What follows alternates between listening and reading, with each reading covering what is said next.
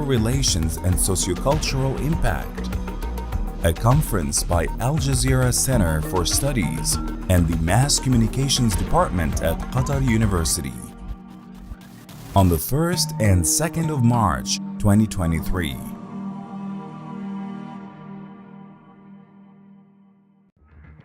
Have international powers used social media networks to manage their wars and conflicts?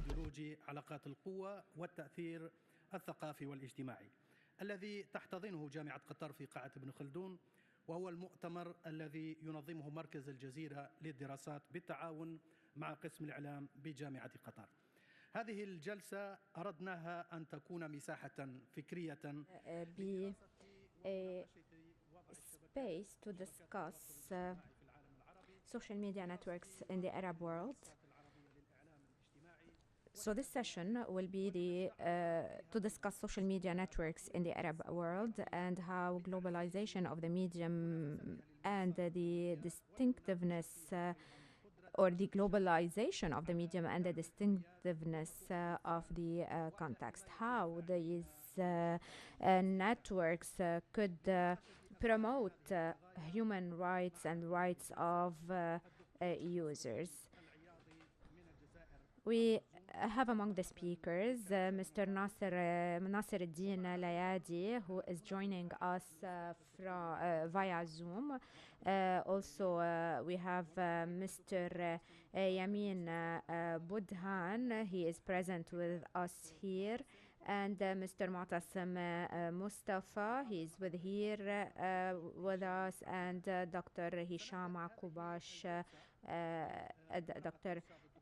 Hamdi present with us. We will start with the paper of Professor Nasreddin Layadi on social media and public spheres in the Arab world, thesis and anti-thesis for reflection and research. Mr.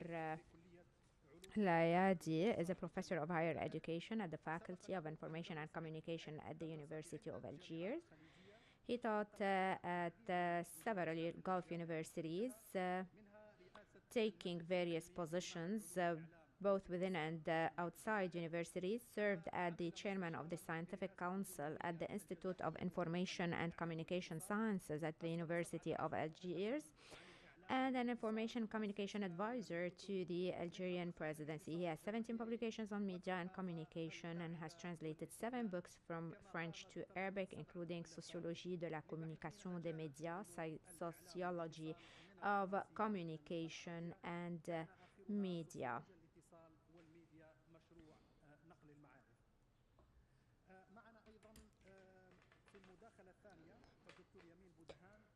Dr. Yamine Boudhane will also be the second speaker. He will be talking about fake news, their effect on confidence in digital content, and their implication for the professional identities of media institutes. Mr. Yamine Boudhane is a professor at Qatar University's Department of Mass Communication. He previously taught at Algerian universities, became head of the Department of Mass Communications at the University of Tiftu and chairman of its scientific committee. Mr. Boudhane participated in a number of research projects and networks and in Algeria and abroad. He published books both individually and collectively and peer-reviewed studies on issues of strategic communication, new media, institutional, social and political changes in Algeria and the Arab world. And he has written numerous articles for newspapers. And then we have a presentation by Mr. Mu'tasim Mustafa on the impact of social media networks on the growth of populist discourse and ideologies, Sudan as a case study. And Mr. Mustafa is a media consultant at the Qatari Ministry of Interior Center for Strategic Security Studies. He has a PhD from Durman Islamic University in Sudan, held various academic and professional positions, including Dean of the Faculty of Mass Communications at the same university, Secretary of Scientific Affairs at the Sudan Academy for Communication Sciences and Media Training, Director General of Vision Center for Public Opinion Studies, Director General of the General Department of News and Political Programs at the Sudanese Radio, and he is the Director General, or was Director General, of the General Administration of Specialized Production for Sudan TV. Mr. B. Becker has published a number of books, including Ideology of Social Media Networks and the Formation of Public Opinion, followed by a third presentation by Muhammad Al-Farah Hamdi and Hisham Boubash and Fatiha Zammoush, the use of social media platforms and its relationship to ideological polarization in the Arab region and Meta. Mr. Hamidi is an assistant professor of mass communications at Qatar University, obtained a PhD from the University of Algiers, supervised the curricula of mass communication courses that provided training courses in communication skills and media content analysis. He supervises the presentation of media programs on social media platforms. Mr. Hamidi's research interests are youth and new media, communication technology, children and media education. He has authored and published 10 books in the field of media and communication, individually and collectively, in addition to scientific research in peer-reviewed Arab and foreign journals. Dr. Hisham Akubash is a professor of mass communications at Qatar University. He has extensive teaching experience. He served as chairman of the mass communications department at Serif University in Algeria, where he was also a member of the scientific committee for several years. He has many scientific contributions, including the French media's coverage of the 2022 World Cup in Qatar in Al Mustaqbal Al Arabi newspaper, and a chapter in the book Research Methods in Communication and Media. He participated in many international and national conferences.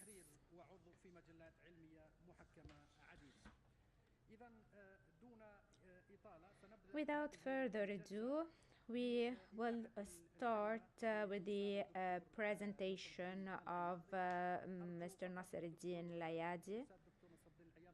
Mr. Nasreddin, kindly limit yourself to the 15 minutes allocated to each speaker.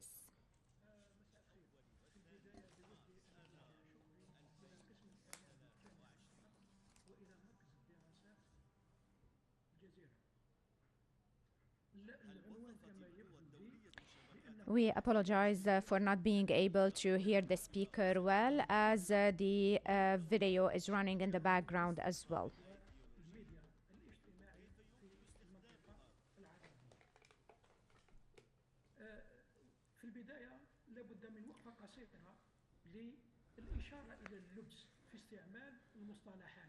At the outset, we need to look into the use of social media and public spheres. There is this confusion between sphere and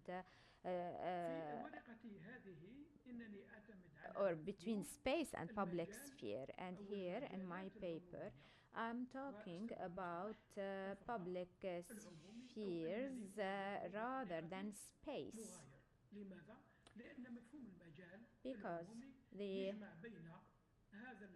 concept of public sphere encompasses the physical and symbolic presence between online and offline. And this is important since some publications do not make the distinction between this physical presence online and offline.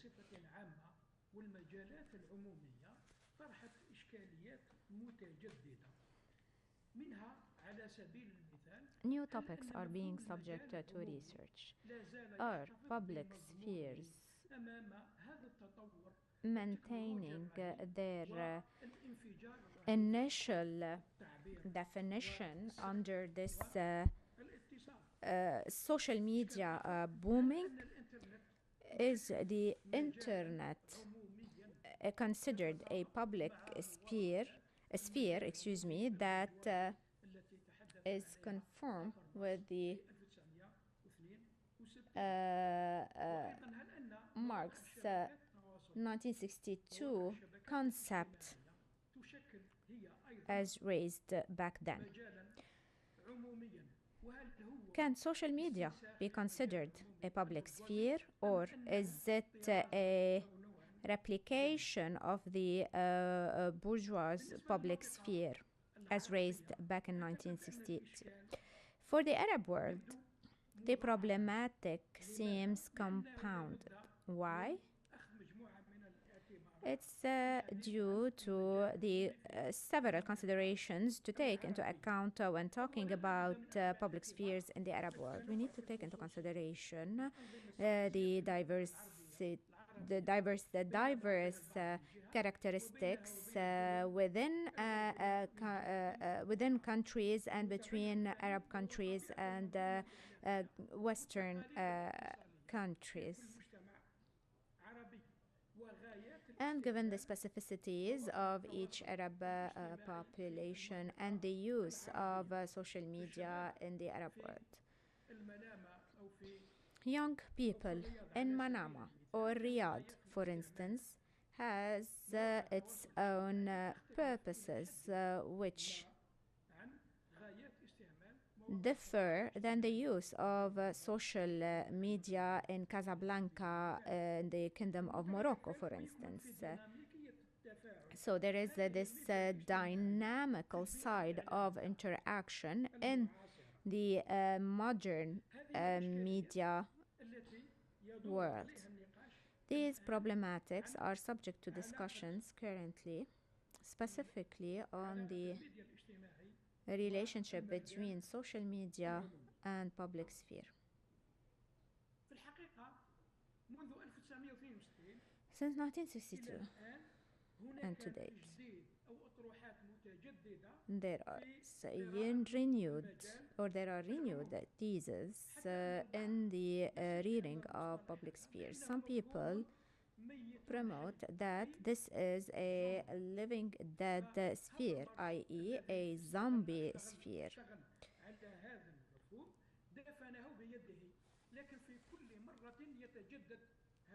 However, this concept is renewed. It's taking different shapes given the new communication means, the different interactions, and the feelings and emotions that come into play, and the mental interaction that comes into play.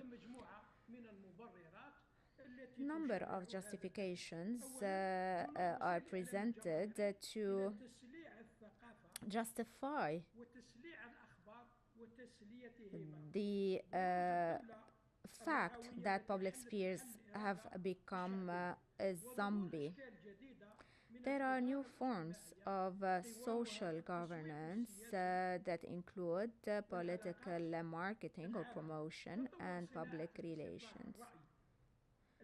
The production of public opinion has developed in order to manage public matters.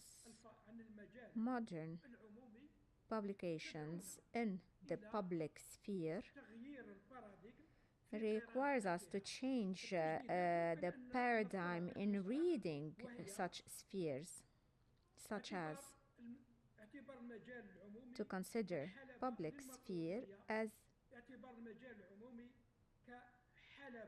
an arena to get the right of recognition,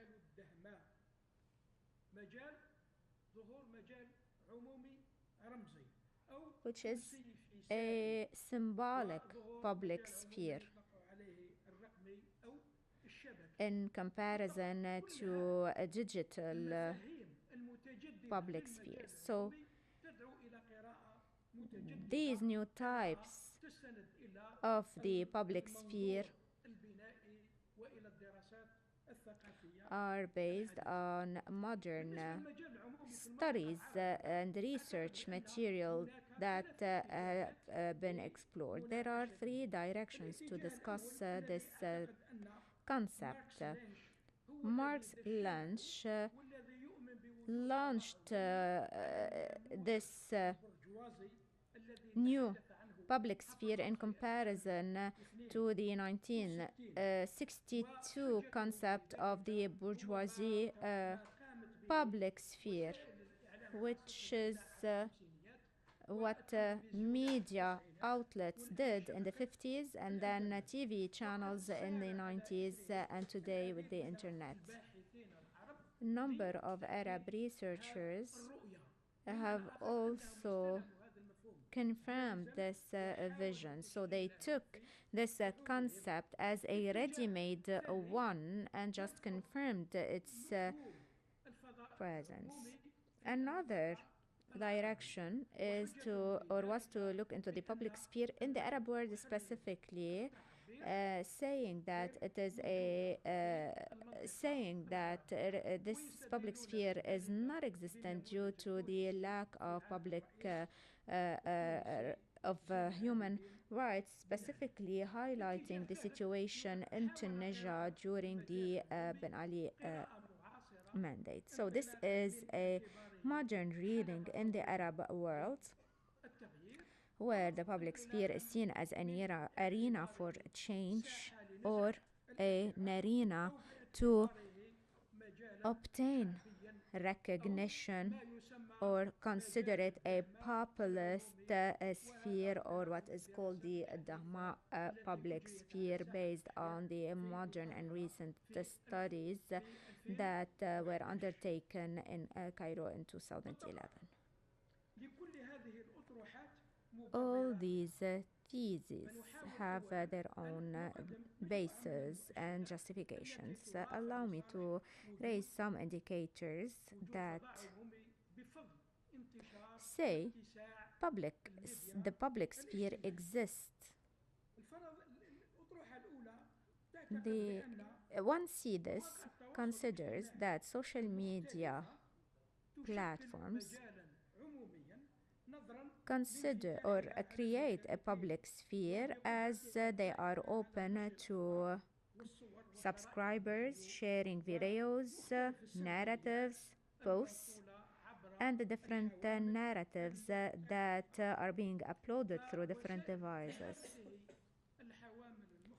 These devices have become a tool that gave a voice to the marginalized and the vulnerable in comparison to the bourgeoisie concept of public sphere. Another thesis considered that public spheres through social media are a platform to exchange opinions and thought and open debates on issues of public matters, and therefore took over the formal speech or discourse. So these were populist initiatives that led social media to open new discussions related to matters of interest to people. Asaqaf, the researcher, discussed that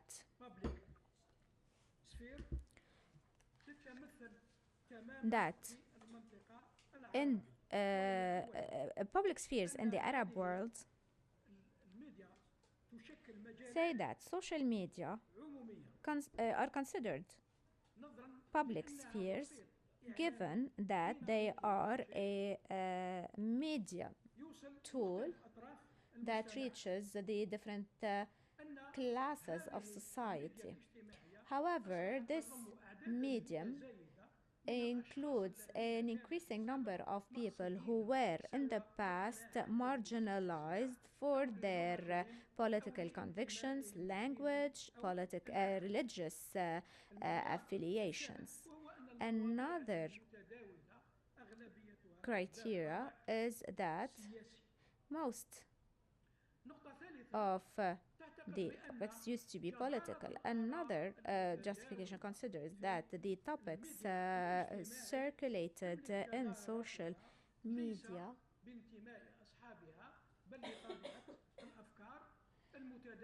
gain popularity not due to the affiliation of the users themselves that post them, but rather because they are topics of interest. Social media is open to all the categories or classes within a society. However, there is a reproduction of social, economic, and cultural disparities existing in the Arab world, and this is based on statistics that show the disparities in the use of the internet in the Arab world. Another thesis consider that true social media is a tool for freedom. However, it is also used for oppression and to dilute discussions. And this is what we notice on several social media platforms in relation to attempts that try to void the political debate from its meaning, especially that the Arab world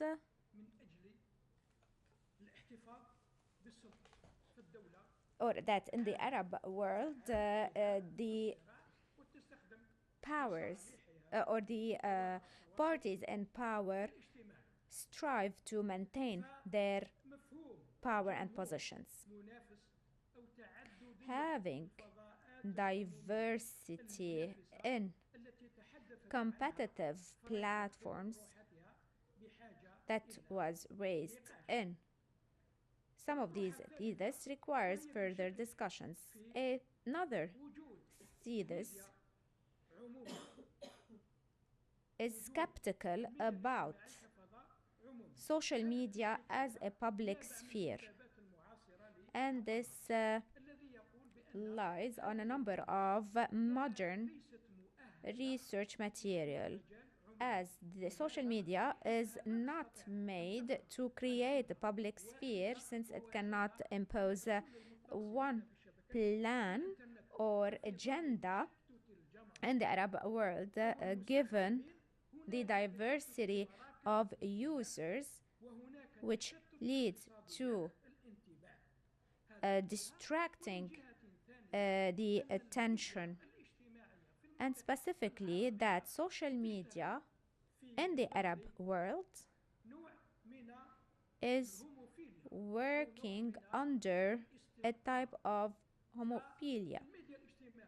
Social media did not create this polarization, even if it has contributed thereto to a large extent.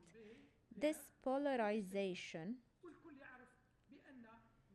or social media is a reflection of the polarization that we see in the Arab world at the economic, cultural, social levels, which were also created or also reflected by conventional media outlets that were known to have political or ideological affiliations. This affiliation had prevented the emergence of a tool owned by the state that it could use to impose its dominance, such as in Lebanon, where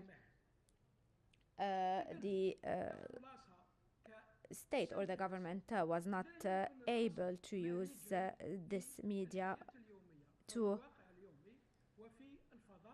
further root its control.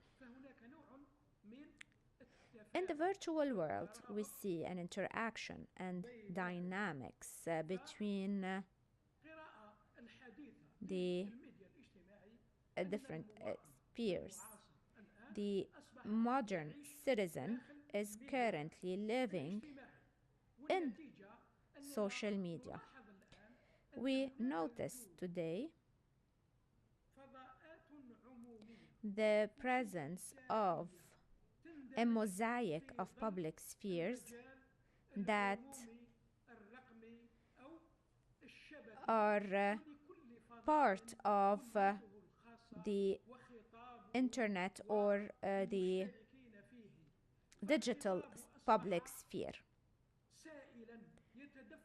Rhetoric has become liquid that could leak everywhere and lead to the establishment of several groups that try to have their own discourse and affiliations more promoted. Thank you.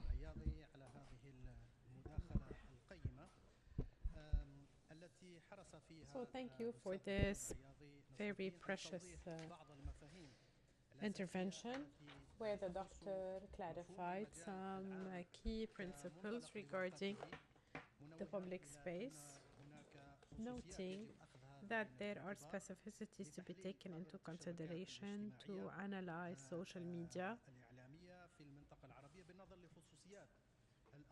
in the Arab world in view of the specificities and special characteristics of our media infrastructure and system. He said polarization wasn't born from the new media, it was present in the conventional media. He said that there is an interaction between reality and the content of new media. He spoke about new spaces that are integrated into the media space, or new voids actually. Without further ado, we will now move to the next speaker, Dr. Yamine Boudhane, who will speak about fake news, their effect on confidence in digital content, and their implications for the professional identities of media institutes.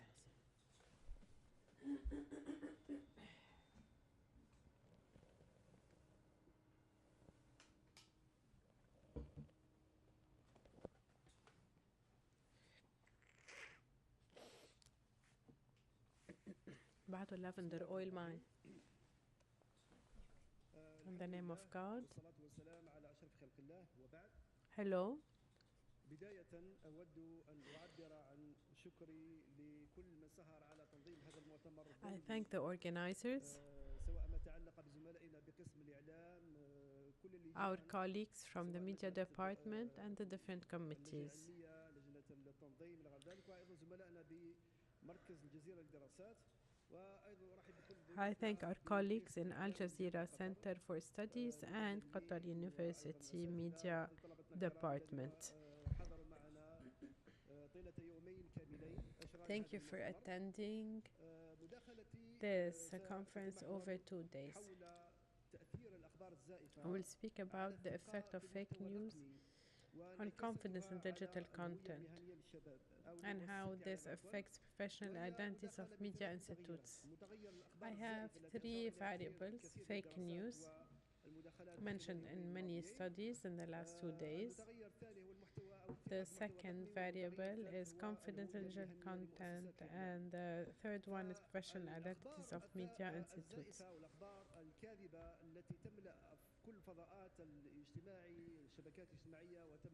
Fake news all over social media, also setting traps for conventional media institutions when they publish them without verification,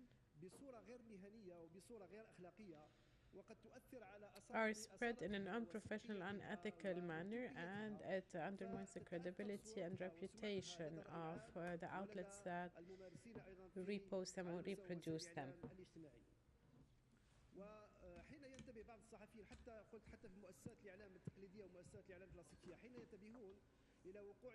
So when the journalists from conventional media institutions noticed that they were set, It is too late. بث فيديوهات أو صور أو أخبار يتبين لاحقا زيفها وفبركتها. فتتضرر الهوية أو الهوية So it is too late because the identity of the professional institution is compromised. حين تتضرر صورة المؤسسة تفقد When the image of the institution is undermined, they lose their confidence, the confidence of their audience. وطريقة إعداد الأخبار وإجراء التغطيات وطريقة بث الأخبار وحافظت على علاقتها مع جماهيرها فستكون هويتها هوية قوية. The identity would be better preserved when the information is thoroughly checked. So, media institutions always try to gain more followers, more spectators, and work on anchoring a strong and professional identity.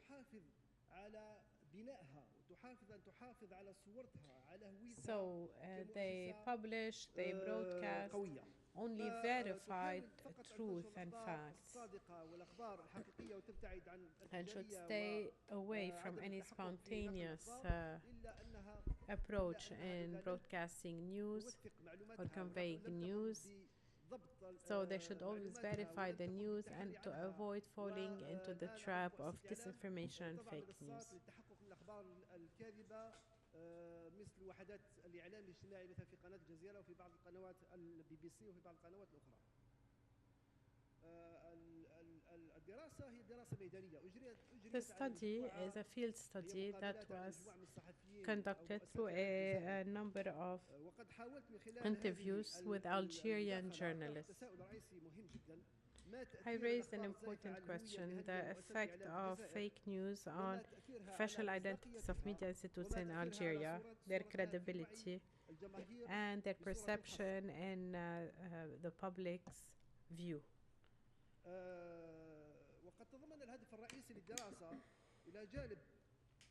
The main aim of this study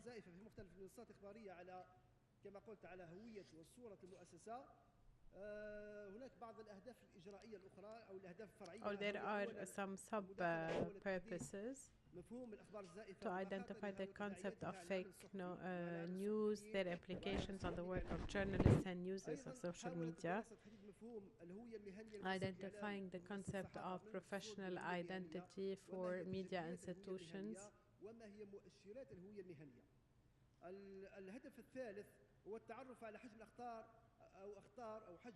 Identifying the scope of effect of fake news on the professional identities of media institutes in Algeria, how they affect the credibility of the news, and identifying the challenges before media institutes to preserve their professional identities. The methodology was descriptive and analytical. I communicated with more than 50 samples, or actually I communicated with journalists, reporters, and media institutions in Algeria, more than 50 samples.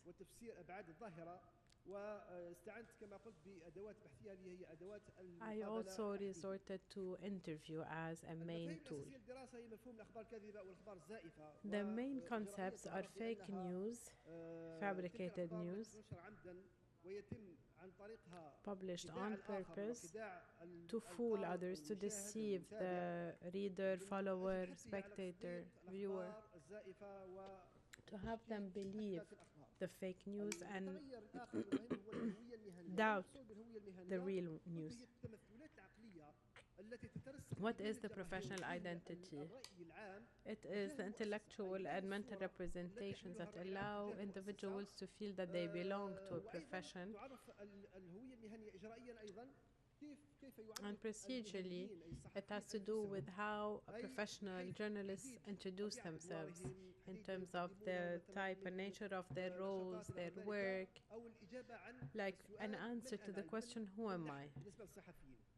فهي مزيج من الهوية الاجتماعية So it's a والعضوية في mixture الجماعات of المهنيين social ونقابات الصحفيين identity, والهوية الشخصية membership in the والتصورات Professionals الفردية Association, للأفراد. personal identity, etc. فبغرض التأكد من قلت من التأكد من توجهات ووجهات نظر الصحفيين الجزائريين قمت بإعداد مقابلات مع أكثر من 50 جهة. I had interviews with more than 50 journalists in Algeria. The journalism space is very big, or sphere is very big in Algeria. بعضها فقط رقمية تصدر فقط نسخ رقمية وبعضها الآخر You have a lot of digital newspapers, ورقية ونسخ رقمية. others that are hybrid, both in paper and digital, with an online presence. There's 5 public radios, and the 45 remaining radio stations are local and others.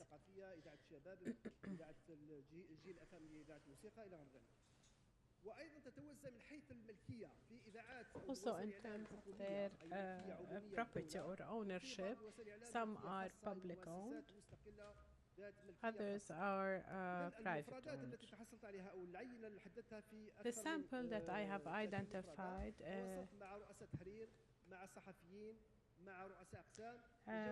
was through journalists, reporters, heads of department, editors-in-chief. 50 samples, amongst the most important ones: شروق, Infosoir, Setifin, Algérie, Focus, خبر, Nasser, Massa, etc. متعددة من حيث الملكية كما قلت ومتعددة من حيث الصدور. فيه جرائد ورقية فقط وفيه جرائد ورقية ورقمية وفيه مواقع إخبارية رقمية فقط.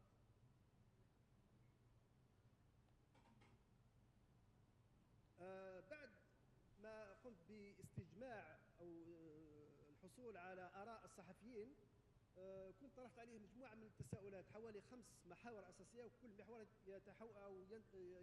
يتضمن 5 أسئلة أساسية للحصول على معلومات حول توجهات الصحفيين نحو كيف أثرت الشبكات الاجتماعية على الهوية الإعلامية للمؤسسات التي يشتغلون فيها وكيف أثرت على بنية المؤسسة وطبيعة تعاملها مع الجماهير. هاي مريم، كيفك؟ شو أخبارك؟ فركز السؤال الأول على مدى إدراك الصحفيين للأخبار الكاذبة من حيث التوصيف من حيث التحديات. فأغلب الصحفيين النتائج التي حصلتها أغلب الصحفيين مدركون لأهمية ولخطورة الأخبار الكاذبة ويعود تحدياتها بخصوص التأثير على مصداقية الأخبار وقدرتها أيضا على زرع الشك في نفوس الجماهير وفي نفوس الرأي العام. وأظهر الصحفيين المشتغلون في الإعلام العمومي وعيا أكثر تجاه most abiding by the ethics of the profession. مقارنة بزملائهم من الصحفيين الذين يشتغلون في المواقع الإخبارية الرقمية قريبا. وهذا مرده إلى السياسات الصارمة التي تضعها المؤسسات الإعلام الرسمية خاصة الحكومية لأنها تضع آليات لرقابة نشر الأخبار ولا تسمح للصحفيين بالوقوع في فخ الأخبار الكاذبة خاصة التلفزيون in order to avoid falling into the trap of fake news. مثل جريدة الشعب وجريدة المجاهد كلها حكومية فتضع سياسات صارمة وأيضا تعمل على تدريب الصحفيين على التعامل مع الأخبار الكاذبة عكس المواقع الإخبارية الرقمية التي تتساهل إلى نوع ما وليست لديها سياسات واضحة في تمكين الصحفيين من الكشف عن الأخبار الكاذبة وكيفية تفاديها. السؤال الثاني كان نركز على كيف يتعامل الصحفيين الجزائريين مع الأخبار الكاذبة أثناء الممارسات المهنية. المؤشرات كلها أشارت إلى أن الصحفيين الجزائريين لا يصدقون الأخبار الكاذبة. So, professional journalists should know better than believing fake news. They have to practice self-censorship. Sometimes there are some who may publish such fake news in order to get more clicks, more follows, etc. Especially in the absence of official information from the official authorities.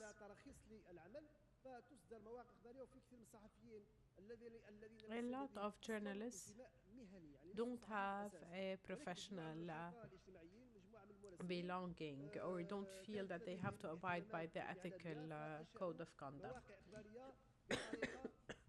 غير رسمية وبطريقة غير موثوقة يبقى وربما الأمر لا يصدق على بعض الدول العربية، فهذه حالة خاصة ربما So this is an بالجزائر. exceptional case for السؤال الثالث، Algeria هل maybe. يتحرى The الصحفيون other في question, عملهم معايير الصدق والنزاهة؟ فاتضح أن are أغلب journalists الصحفيين truly verifying يسعون and إلى أن following تكون high مهنتهم في مستوى تطلعات الجماعة، criteria and high rules of honesty and integrity as expected by others? Apparently, through the answers of the asked or polled journalists, it seems that they want to practice being a journalist just like the public expects them. That's in their majority. And when it comes to ethical professionalism and ethics of neutrality and of honesty and credibility about their news coverage and staying away from anything related to fake news and misleading news. A fourth question focused on whether the journalists have what they expect in terms of criteria to exercise this profession with competence and freedom. المناخ المادي للعمل والظروف الاجتماعية والظروف المهنية والتأمين وكل ما يتعلق بالعمل الصحفي. فأغلب الصحفيين توقعاتهم المسبقة اصطدمت بواقع آخر، يعني من حيث الأخلاقيات ومن حيث المبادئ الأساسية لمهنة الصحفي يفترض أن الصحفي يتوفر على كل الظروف والمناخات الأساسية للعمل، منها حرية الصحافة، منها ممارسة العمل دون ضغوط ودون إكراهات وتوفير كل الظروف المادية، ولكن الواقع. So through the previous indicators, the majority of them were expecting or had very high expectations regarding the work environment, especially or be it the non-material aspect of work, support of freedom, moral support, or the actual material returns. However, they were hit with a different reality. Now, the fifth question, apparently, many journalists practice misleading information. They do not abide by objectivity and neutrality. Many of them publish fake news on purpose, especially those working in digital news outlets. They also don't have a clear ethical and professional relationship with their institution, because the institution can give them up at any moment, because these outlets are not following any credentials requirements. So they're almost informal or non-official.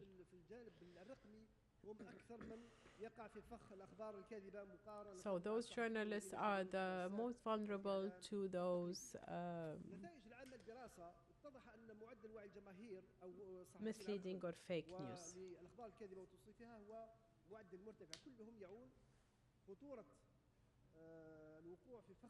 الأخبار الكاذبة، ذلك يؤثر على مصداقية مؤسساتهم وذلك يفقد الثقة في مؤسساتهم.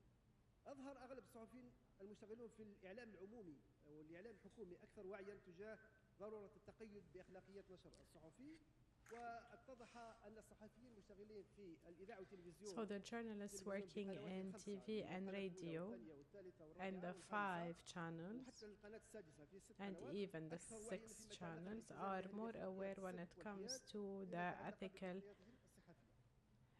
commitment to neutrality and unbiasedness. So the journalists are in general seeking to answer the expectations of the public. The study showed that most journalists working in the digital news outlets are the ones most vulnerable to reposting fake news in view of the very relaxed criteria applied to their work. المبرر أن الصحفي يمتلك الحقائق وبإمكانه توجيه الجمهور للوقائع والأحداث، وهذا ما أثبتته نظرية أو افتراضات نظرية ترتيب الأولويات اللي كنت اعتمدت عليها كنظرية مفسرة للدراسة. So apparently through the study, a large number of those journalists live a functional or an employment conflict at the level of their identity between committing to integrity, principles of integrity and neutrality, and on the other hand, caving into publishing misleading information and being oriented and accepting the information being dictated on them. Also, the study showed that a large number of Algerian journalists are living a conflict between how they perceive the profession as an anchor for freedom, the right to convey the news as is, and the political pressure, economic and professional pressure they are faced with every day, which makes them not abide by their ethical commitments and their right to have access to the news and conveying it without any limitations. يتصارعون مع ضغوطات أو خاصة ما يتعلق بالجانب السياسي والضغوطات السياسية والضغوطات المهنية التي تواجههم دائما هذه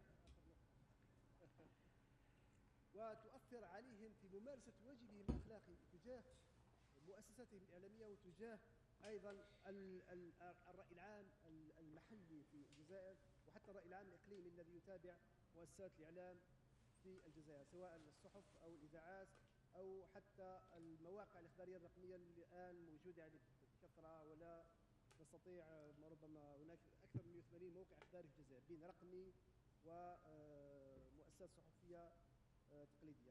هذا ما تعلق So this is related to the changes made to the identity of the media institutes and how they were affected by the publication of fake news.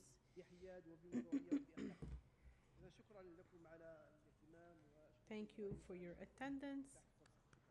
Thank you for this chance.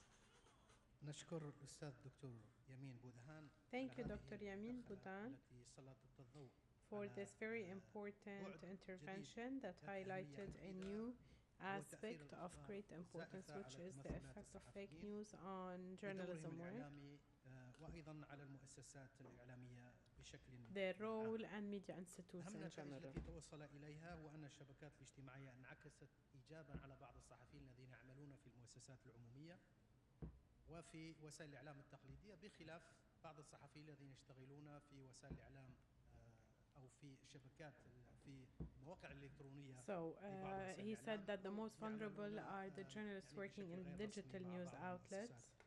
الإعلامية. إذا نشكرك الأستاذ دكتور يمين على المداخلة. ثم نتيح الكلمة ل We thank you and now give the floor الدكتور معتصم بابكر to Dr. Mu'tasim Bakir الورقة الثالثة في هذه الجلسة in this third paper المعنونة شبكات التواصل الاجتماعي entitled The Impact of Social Media Networks on the Growth of Populist Discourse and its Ideologies. دراسة حالة السودان. Sudan as a case study. You have the floor.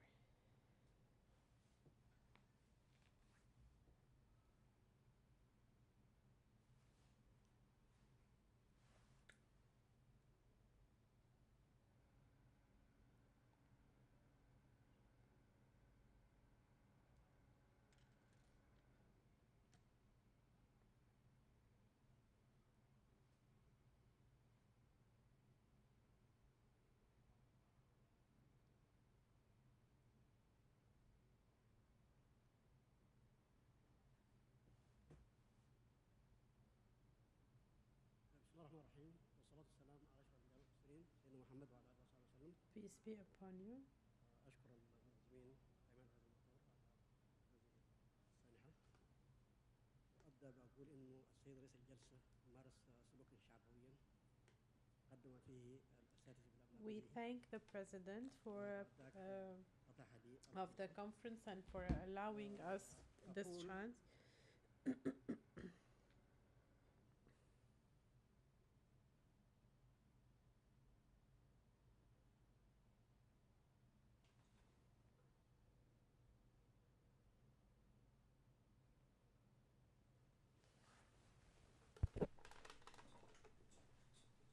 We cannot hear the speaker.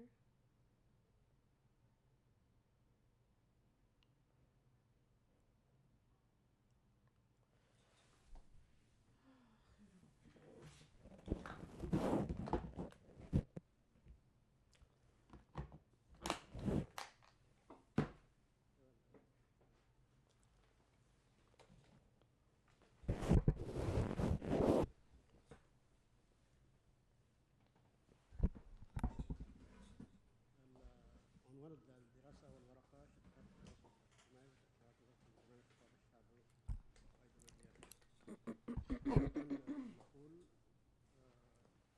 أهداف الورقة بالنسبة في الوقوف على الوظيفة.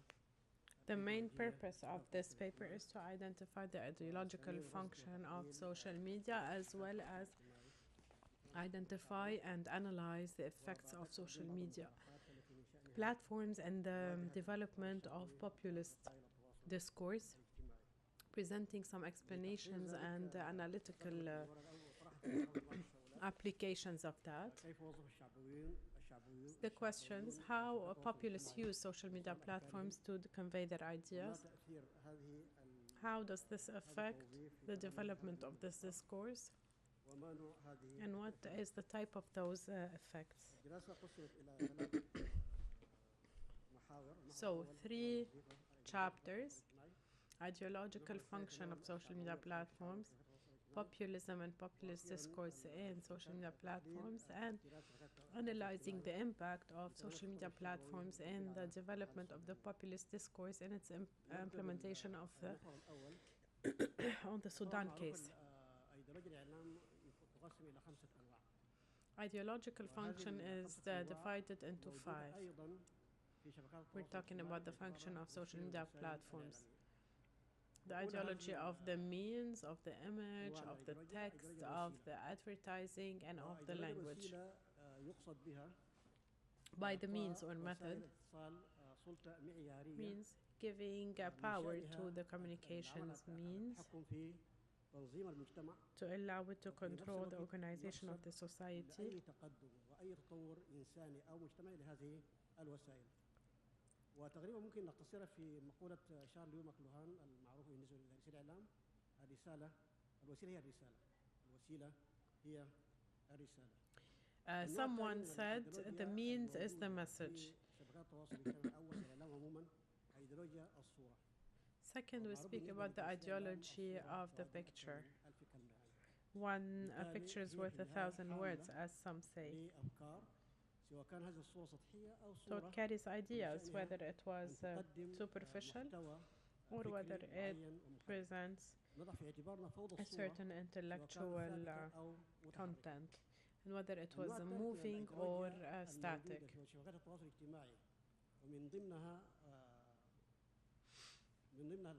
في الوسائل الإعلامية ومن ضمن شبكات التواصل الاجتماعي هو أيديولوجيا اللغة. The ideology of language is a number of linguistic beliefs that some communities use to express their ideas. It is a part of the ideology that exists in social media platforms. The 4th type is the ideology of the text. It's not only words and expressions. We mean by that the number of ideas and visions related to the values, legacies, traditions, if reflected in the text. The 5th type of ideology, which we also find in the conventional media, is advertising. So, in the well-known research, studies, and analysis of media experts, we're not talking about advertising a certain product or commodity. It's a whole industry by media institutions setting strategy to help build human beings and communities, to identify visions, ideas. So the big institutions work on spreading these ideas. If these 5 ideologies are what they are, how do social media platforms work towards making them a reality? There are 10 tactics adopted by social media platforms and 5 strategies.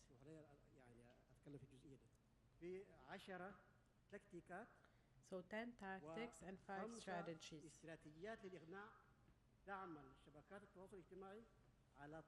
Of persuasion بصورة So social أيديولوجية media لبث أفكار platforms try to معينة. use these means in طيب، order to نشوف convey certain التكتيكات. ideas.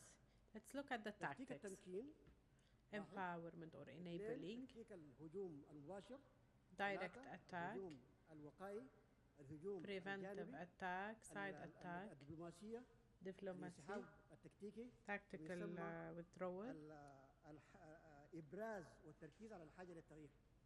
focusing on areas of change. تستخدمها This is وشبكات a التواصل number of الاجتماعي tactics social media platforms use ونشر أفكارها في المجتمعات. to spread their ideas التكتيكات in the أنا ذكرت community. منها هي 10. I mentioned التكتيكات 10 بالنهاية tactics. بتستخدم أساليب إقناعية They معينة use ومحددة specific للتأثير persuasive على means in المجتمعات. order to ما هي هذه impact ما هي societies. هذه الاستراتيجيات الإقناعية؟ What are those الاستراتيجية الأولى strategies? استراتيجية First, الاستراتيجية الدينامية النفسية.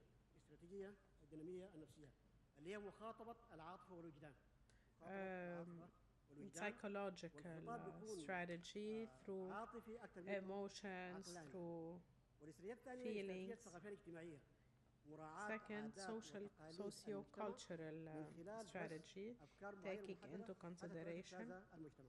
the traditions of والاستراتيجية الثالثة استراتيجية إنشاء المعاني. and the culture. يعني الاتيان بمعاني جديدة. The third one is bringing new meanings. ما يسمى بالتطهير، الكنس، التغيير وما إلى ذلك من بقية المعاني التي تعمل شبكات التواصل الاجتماعي على بثها ونشرها. Change of meaning الاستراتيجية or الرابعة concepts. The fourth strategy is related to ما يسمى بالحرمان النسبي، استراتيجية الحرمان النسبي. relative deprivation اللي هو strategy. العمل على مخاطبة الجمهور المهمش. So speaking to the marginalized public, that at the end of the day, this speech is trying to نخلص إلى من هذه الاستراتيجيات ومن هذه التكتيكات impact. إلى ماذا تسعى الوظيفة الإيديولوجية لفقرات التواصل الاجتماعي؟ تسعى إلى إعادة تركيب الذهنية So الفكرية this is an attempt at reconstructing the intellectual and mental approach and bringing in new من كل concepts, التكتيكات ومن كل making use of all the tactics and means of creativity and innovation. الوظيفة الأيديولوجية ومخرجاتها.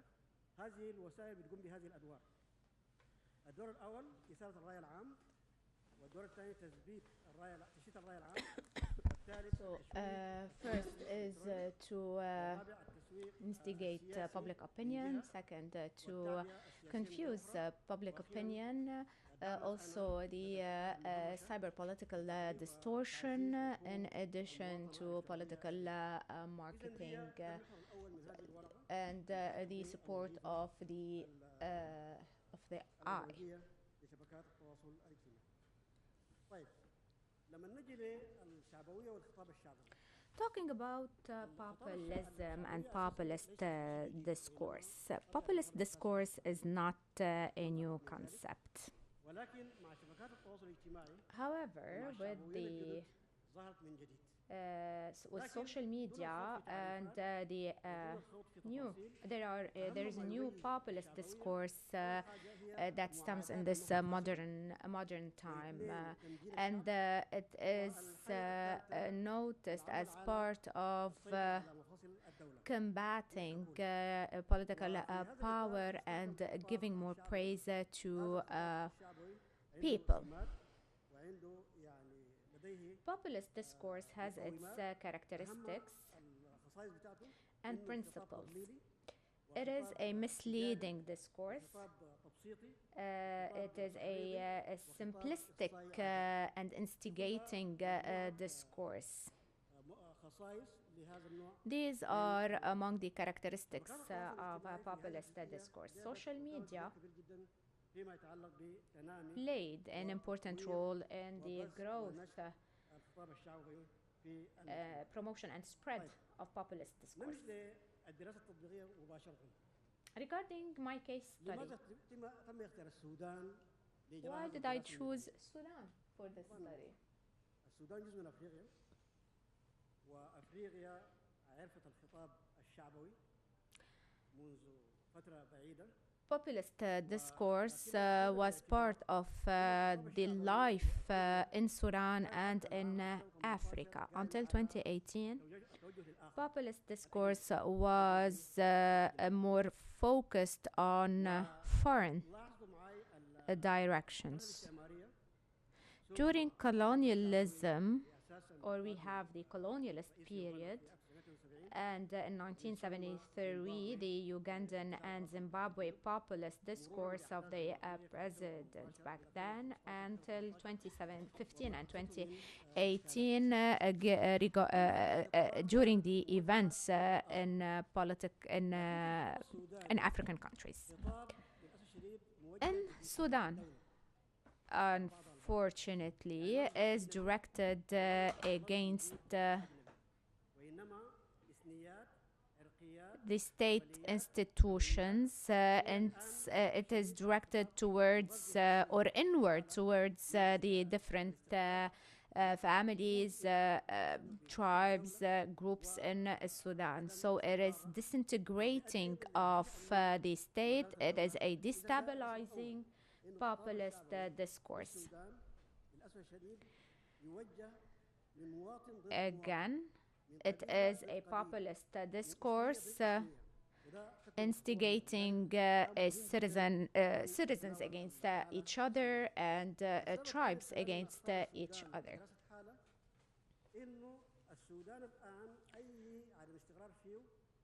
Instability in Sudan affects three regions: the African Horn, Sub-Saharan Africa, and the Nile Basin countries. So these three regions are to be taken into consideration when we discuss populist discourse in Sudan. One of its characteristics is that it is tribal and could lead to further destability in Sudan. Another reason why choosing Sudan as a case study is the correlation between populist discourse and democracy. There is a counter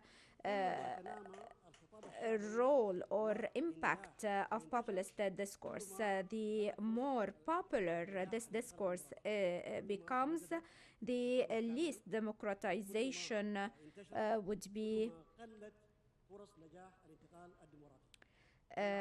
successful. So the more there are robust democratic institutions, the lesser the populist discourse is. If we need to build this stability and the democratization of life in Sudan, we need to combat populist discourse. As part of my analysis, I looked into populism and the populist discourse on democratization and on combating populist discourse. Regarding the first axis, I created a poll that was circulated online to several entities within Sudan, in the UAE, in Qatar, even in the USA, and so forth. So the samples consider that populism is a political discourse and not an ideology, in the sense that populist discourse could carry an ideology, a leftist or rightist ideology. However, we cannot call populism as an ideology. This paper tackles the impact of social media networks on the growth of populist discourse and its ideologies. So we had to look into the different ideologies carried by the populist discourse, leftist, rightist, or any other type of ideologies. The second axis is that populist discourse, as stated in the and highlighted in the sample, gains popularity when political elites and entities fail to address political, social, cultural, and economic issues. And this is very important as an observation. There is, in the absence of a national unified vision within political parties and elites in Sudan, this leads to further polarization of the public within Sudan and leads to the disintegration of Sudan as a state. These networks in Sudan and the discourse they are spreading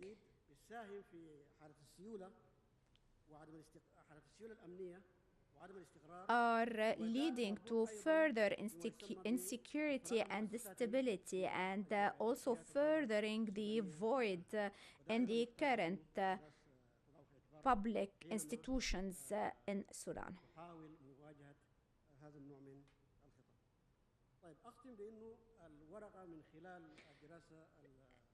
This paper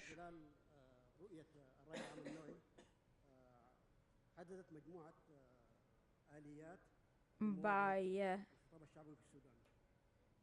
looking into the or by selecting a sample and looking into theories,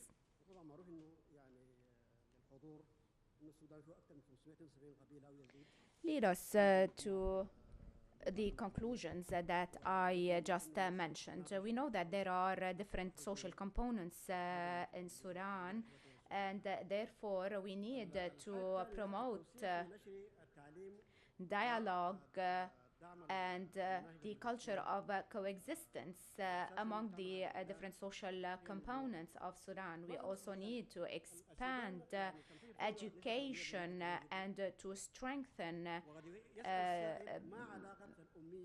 curriculum. And one might ask, what is the relation between literacy and social media? The elite or educated people, when they get an information through direct contact, through different means and even on social media, could share some posts or content that might affect people who are uneducated.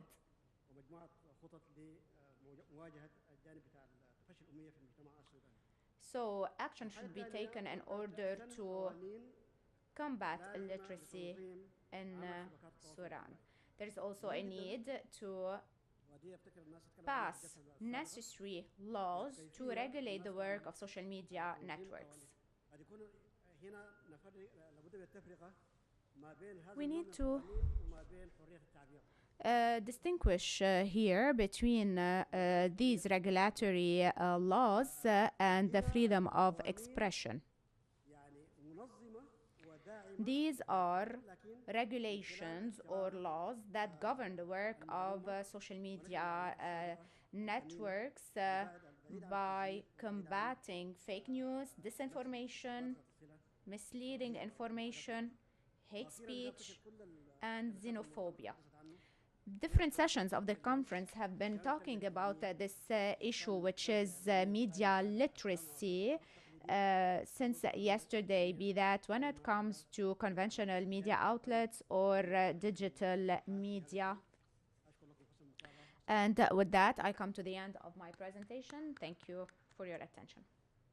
نشكر الدكتور معتصم ببكر على We هذه would like to الورقة thank التي Dr. تكمن Mutasem أهميتها في Babikar أنها Mustafa. تمنحنا The إطارا نظريا significance of تحليليا his paper is that لفهم it provides تأثير us with الاستقطاب an ليس analytical بمنظور واحد framework فقط to understand بل من خلال الأخذ بعين الاعتبار polarization بمجموعة by من taking into المعطيات consideration مثل several التنوع variables الإيديولوجي such as ideological والتحريكات positioning المستخدمة and أيضا tactics في هذه الشبكات used من أجل by القيام social media بعملية networks تحليل in كافية analyze وافية in تشمل order مختلف to الأبعاد conduct sufficient المرتبطة analysis بغرض to الاستقطاب understand الأيديولوجي the various للشبكات الاجتماعية dimensions منوها إلى these وجود of this خاص polarization. بالجنسيات He highlighted وشبكة 5 الفئات ومن ideologies يريد أن يفهم and بالمزيد يمكنني several الإشارة إلى tactics. كتابه Those of you who إيديولوجيا wish شبكات to know التواصل more الاجتماعي should go back to his وتشكيل book الرأي العام.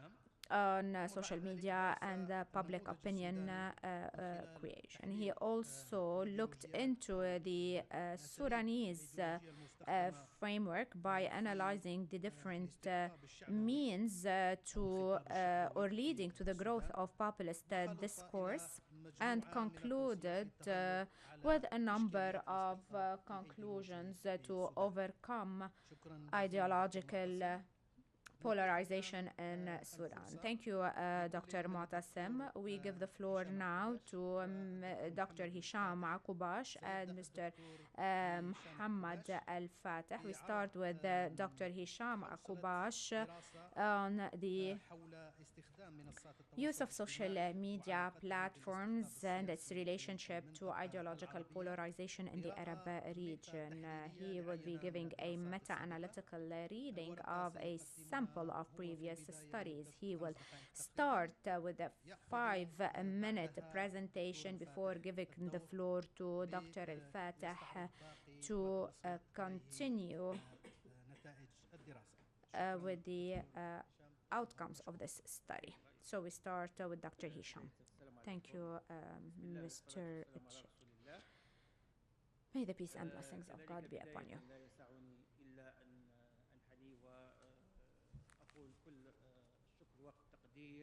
Allow me to start by thanking the Mass Communications Department in Qatar University and Al Jazeera Center for Studies for the efforts made to ensure the success of this conference and its sessions.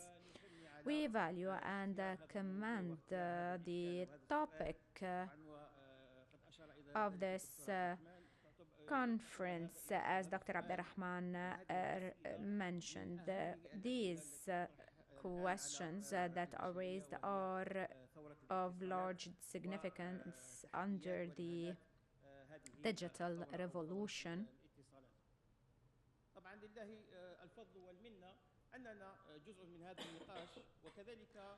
I'm very honored to be part of this discussion, and I would like to commend the input of the different speakers and people present in this conference when addressing social media networks and ideological polarization. Without further ado, let me start with my presentation entitled The Use of Social Media Platforms and Its Relationship to Ideological Polarization in the Arab Region, a meta-analytical reading of a sample of previous studies. This study was made by Muhammad Al Fateh Hamidi, Dr. Hisham Akubash from Qatar University, and Dr. Fatiha Esmamouche from the University of Tunisia. She took part in this presentation, however, she was not able to be with us here. The problematic raised by this study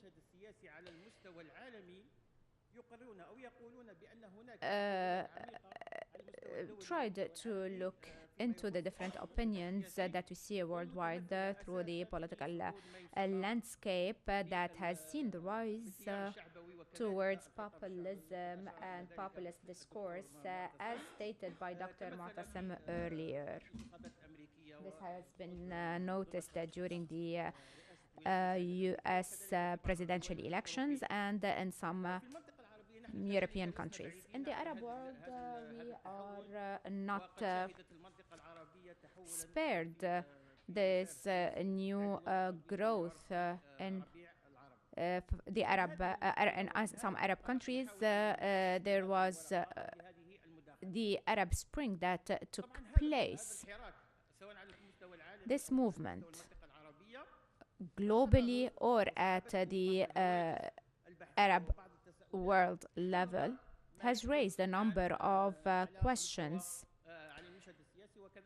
that have affected the political landscape and social media. The problematic raised by researchers is the political polarization that is seen on social media platforms.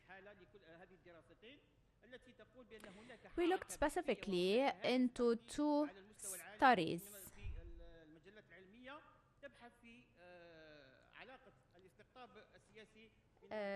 And these studies look into polarization and social media networks.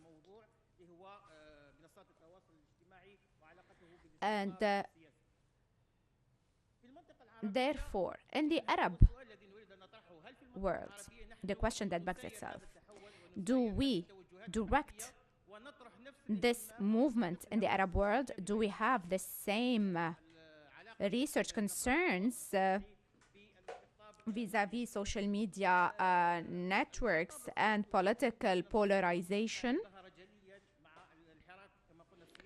As we have seen, since 2011 and the rise of Arab Spring, we started seeing this political polarization in the Arab world, and we have seen also participation or more interaction at or through social media platforms and the political movement. And this is what this study aimed to look into. The problematic in this study is to detect and analyze the different research research material that looked into the use of social media and its relation with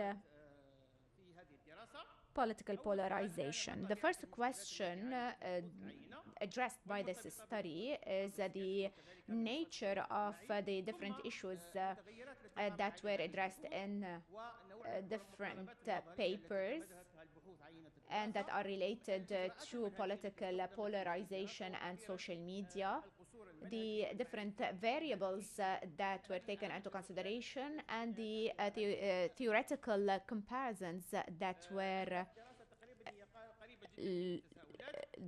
dealt with. So again, regarding the aims of this study, we tried also to answer these questions that I mentioned just now.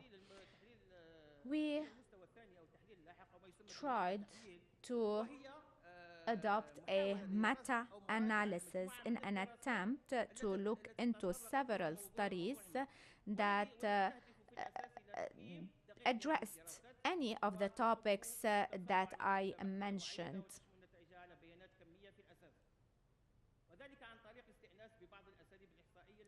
We used statistics in order to collect information and data that were already mentioned or that were already used in these papers. And the aim behind that is to be able to draw conclusions in relation to these statistics. This study looked into a number of research material that were published online in the Arab world. We mapped them and we found 62 case studies or practical studies. Since they are the main studies that have tackled the topic of our paper, and they were studies that were made in Algeria, Iraq, Egypt, Kuwait, Jordan, Sudan, Yemen, Morocco, Oman, and Palestine between 2011 until 2022. I will now give the floor to my colleague, Mr. Mohammed Al Fateh, to give you the conclusions or the outcomes of this study. شكرا جزيلا دكتور هشام تحية للحضور Thank you, Dr. Hisham. من حيث أنهى الدكتور هشام Let me start from where Dr. Hisham finished when he talked about the analysis of the conclusions that we drew out of the 62 studies.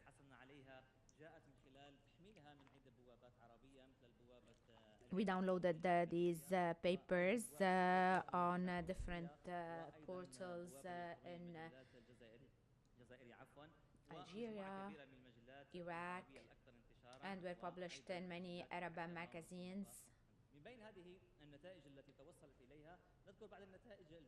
Let me mention some of the conclusions of our study. The studies that we took into our paper, we noticed that scientific research that talk about political polarization are very few. And they used descriptive analysis based on quantitative and interviews or opinion polls in different societies, specifically Egypt, which has conducted many such research, especially during the period of 2011-2022. A large number of these studies were, as we said, quantitative studies, and they tried to look into social media and political awareness and political participation. Most of these studies were quantitative. They were based on questionnaires and interviews or opinion polls, and tried to analyze the findings of these questionnaires and so forth. And they mainly took university students as the main sample that were polled. Regarding spatial or the spatial scope of this of these studies, we can notice that they were specifically in Algeria, Egypt, Tunisia during 2011 and 2022, given the events that these countries were going through.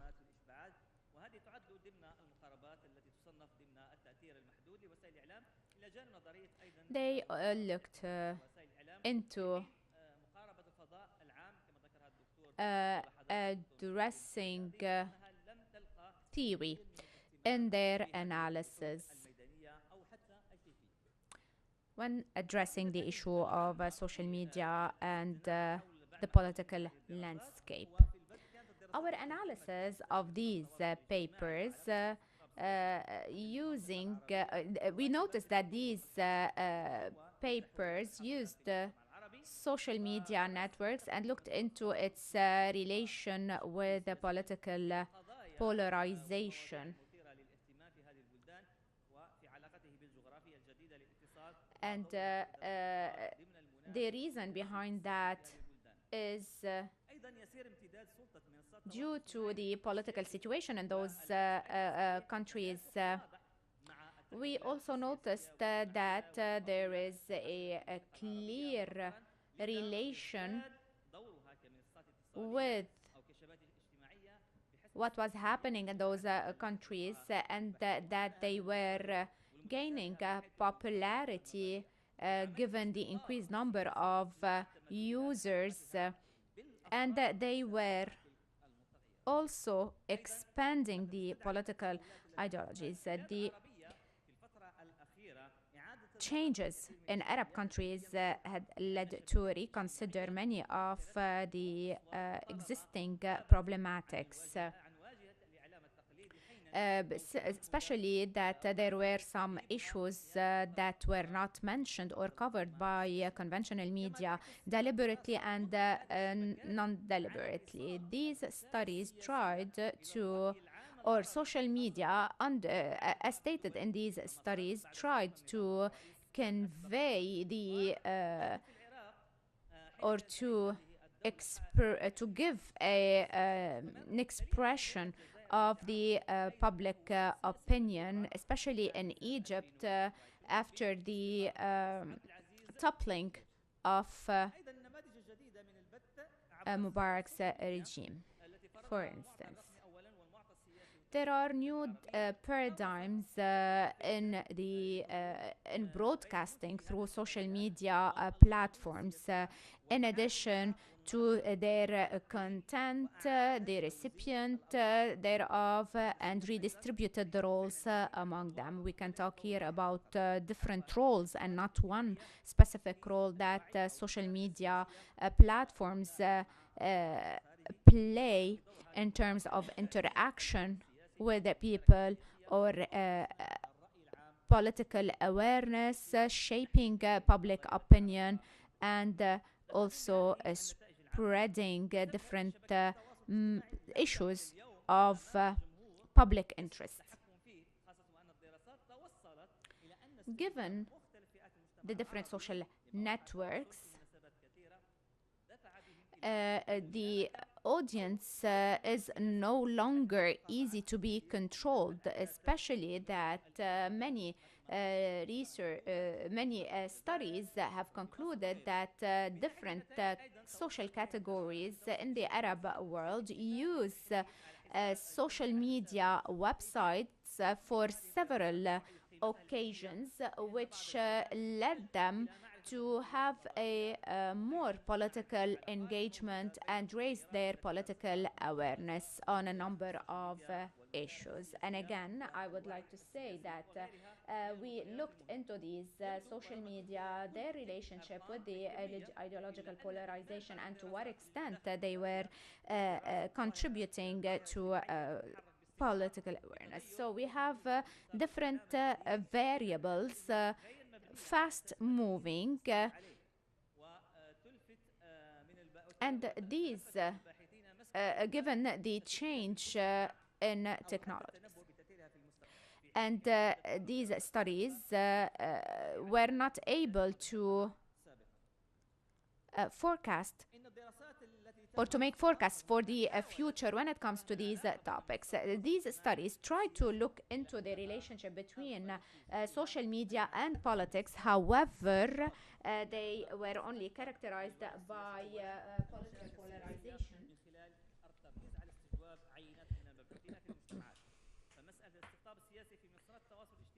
For example, the issue of political polarization on social media needs a deep and thorough analysis of political statements broadcast and conveyed through these different social media platforms. We said researchers didn't focus truly on approaching the public space and focused on the conventional approaches in their analysis. The door remains open before students and teachers of the media sector to look further into this. Especially that we highlighted this topic and we've compared more than 100 scientific thorough studies. We didn't find such a thorough study on social media ideological polarization. Thank you. شكرا جزيلا دكتور محمد. شكرا جزيلا. Thank you, Dr. Muhammad, Dr. Hisham. على هذا العرض القيم الذي استعرضتم من خلاله أمامنا قراءة تحليلية لعينة من الدراسات السابقة. where you've reviewed a sample of previous studies in a number of countries, part of the Arab world, and you've raised the issues raised by the previous studies that focus on polarization and the changes or the variables that the studies were based on, the theoretical approaches and the methodological framework. Then you looked into the methodological shortcomings of those studies. The most important thing is reviewing the race problem,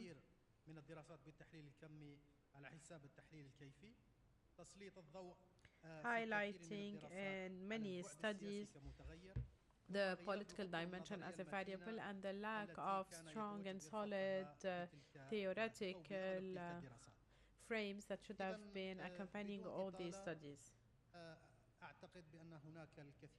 So without further ado, I think that the four presentations have raised a lot of discussions. They're going to raise a lot of questions. We have some time for discussion.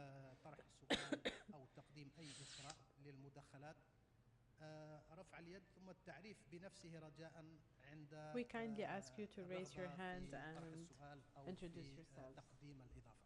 نبدأ بالطالبة سارة هناك تفضلي. السلام عليكم، معكم الطالبة سارة أبو سعدة، طالبة في قسم الإعلام في الإذاعة والتلفزيون. My name is Sarah and I have two questions. First, do social media platforms really affect politics in general? Second, which platform is most vulnerable to allowing fake news to be posted? Thank you, Sarah. نعطي الميكروفون للدكتورة.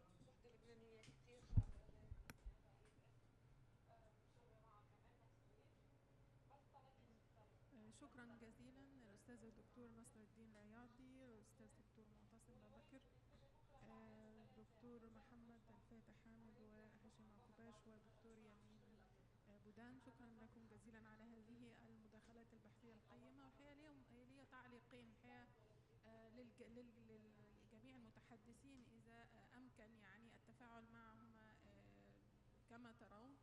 التعليق الأول هو خاص ب يعني التداخل بين فكرة الأخبار، نشر الأخبار الكاذبة وأيضا الأجواء. So this interaction between posting disinformation الكراهية وما إلى ذلك، وعلاقة هذا بفكرة الترند. يعني عندما يكون هناك خبر ما وليكن مثلا زلزال في تركيا أو في غيرها، بيكون في توجه جماعي من الناس كلها، الجمهور كله عاوز يعرف ماذا حدث. هناك من يستغل هذه الفرصة ليكتب عناوين لها علاقة بالموضوع ويتضح بعد ذلك أن هذه أخبار غير صحيحة، ولكن لأن هذا يؤدي لمزيد من الأرباح المادية فالموضوع يتصاعد رغبة في يعني زي ما بنقول التماشي مع الترند أو اللحاق به.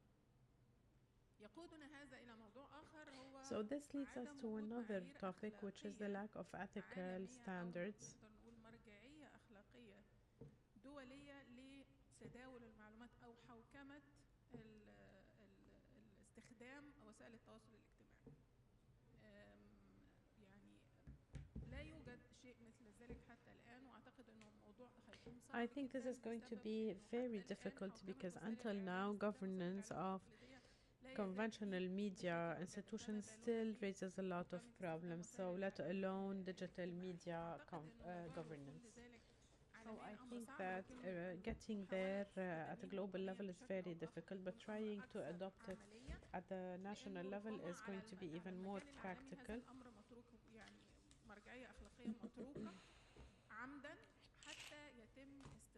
So this is left on purpose. المعايير الأخلاقية انتقائيا لصالح القوى المهيمنة أو المسيطرة. شكرا جزيلا. For the sake of the more hegemonious powers.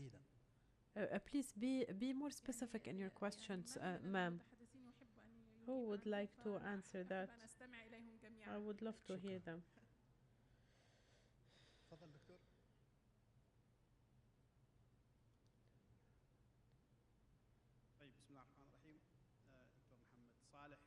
Dr. Muhammad Saleh. شاكر المقدر لكل الجهود التي بذلت I appreciate all the efforts made to ensure that this is مباشرة أنا عندي successful. سؤالين سؤال I have للبروفيسور two يمين questions. يعني هل تطرقت الورقة إلى ما يخص القوانين التي تقبح جماح الصحفيين في مجال السابق الصحفي انهم يحصلوا على مخالفات لانه نحن نعرف انه الاعلام الحديث جعل من الجمهور ناشر فبرضه الجمهور برضه اصبح محتاج لقوانين تردعه في حين انه السؤال الثاني للدكتور معتصم برضه يعني هل هناك علاقه بين النضج السياسي ومساهمه السياسيين في المساهمه في عدم اذكاء الخطاب الشعبي السالب نقول هل السياسيين عندهم دور وكيف انه نشاكر المقدر مره اخرى شكرا جزيلا. شكرا دكتور عبد الرحمن الشامي. شكرا جزيلا لجميع الزملاء المتفقين. Thank you so much for the interventions. دكتور نصر الدين لدي استفسار اذا تسمعني بالنسبه لهيفرماس يعني انا ما اعرف يبدو اننا الا ترى نحمل هذا الطرح كثير بان I think that we are putting too much pressure to when we speak about the explanation.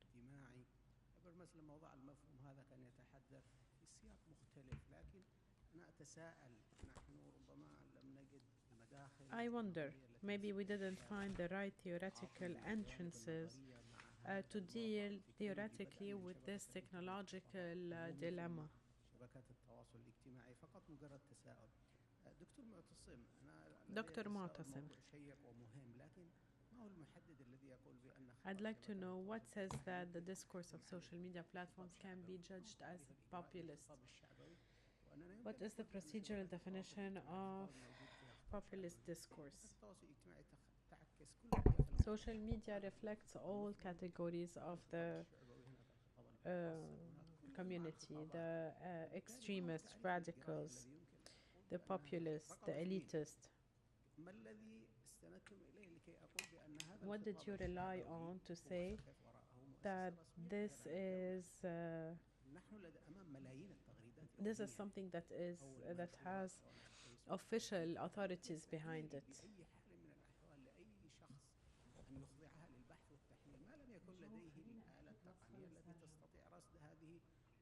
فبالتالي نحن نحتاج إلى دليل يقول لنا إذا كان هذا الخطاب أولا نستطيع أن نصنفه ضمن الخطاب الشعبي. هناك على كل هذه المنصات شعبويون نعرف مؤثرون منهم كثيرا لكن نحن نبحث عن تعريف إجرائي. So we are looking for a procedural introduction or definition. دراسة يعني الاستنتاج الأخير اللي هو معظم هذه الدراسات تركز على الجوانب الكمية وأنه هذا يقلل من قيمة الدراسة العلمية يعني لعله هذا الطرح هو شوف يشبه العراق الدائر ما بين الممارس في الميدان العملي وممارس المنظرين هذا يقول لك الممارسين ونحن نقول التنظيرات الموضوع في تصوري هو تكاملي.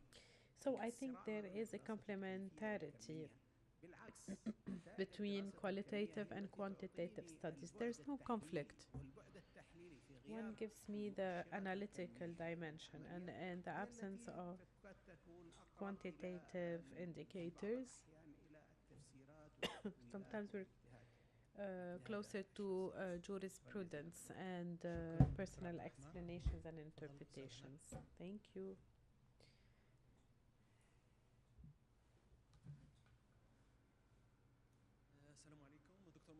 Peace be upon you from the International Relations Department in Qatar University. We thank all the speakers. My question is to Dr. Yamine Boudhane. You spoke about fake news, how it affects confidence in digital content. We spoke about fake news becoming a weapon in the fourth generation war, which prepares for the war, which makes the battle happen internally. In your opinion, if we look at Algeria and the case of digital media initiatives, if we may call them so, should we start talking about digital safety and cyber security for the content? when we speak about the Foreign Affairs Department in the US, the Ministry of Foreign Affairs here started cyber national team for digital verification. تحقيق الرقمية الأخبار التي تخص الولايات المتحدة الأمريكية. فهذا الفريق متعدد اللغات من بينها العربية تم تجنيسهم، فيقومون بمعالجة كل المحتوى في المنصات الرقمية، بل يقومون بالإجابة على أشخاص عاديين. ففي اعتقادك ما هو السبيل أو الحل لمواجهة الأخبار الزائفة لا سيما في المنطقة العربية؟ وشكرا جزيلا. شكرا دكتور، بارك الله فيك. ناخذ آخر سؤال من الدكتور هشام. مع الأسف أشير لي بضرورة إنهاء الجلسة. Unfortunately, we have to end this session and we will take the last question from Dr. Hisham. مرحبا، هشام مكي from Morocco. دكتور معتصم، هل نستطيع أن نميز بين دكتور ثلاث معتصم. مستويات على الأقل من الشعبوية في المواقع التواصل الاجتماعي؟ هناك موجة كانت سائدة في فترة قبل فترات رافقت صعود ترامب وساركوزي في فرنسا، وأيضا بعض السياسيين في العالم العربي. So there was a wave that accompanied Trump and his populist discourse and populism in general. So was that a wave that started and stopped, or does it continue?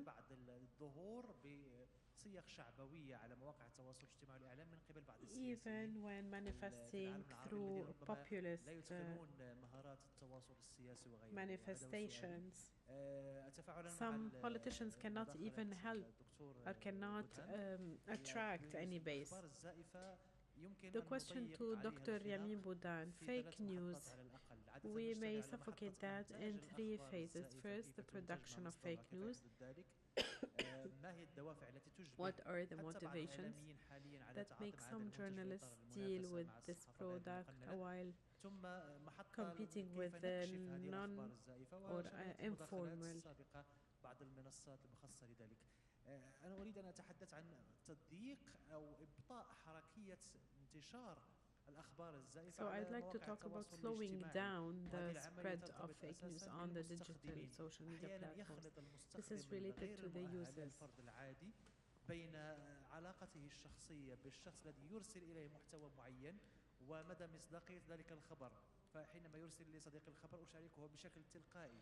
يمكن الحد من هذه العملية بشكل كبير في إطار ما قدمته في مداخلتي قبل ذلك من خلال مثلا إضافة بعض الإعدادات التقنية. For example, we can add some technical specifications or requirements before participation, like put a personal responsibility on the person adding it, posting it. شكرا جزيلا دكتور هشام. إذا استثناء نعطي زميلنا الدكتور من الشؤون الدولية آخر سؤال لنختتم هذه الجلسة بعد ردود الزملاء إن شاء الله. شكرا جزيلا دكتور كمال. أشكر السادة أفاضل الدكتور الدكاترة يعني الأعزاء الزملاء. يعني عندي سؤال فقط فيما يتعلق بجانب التنظير.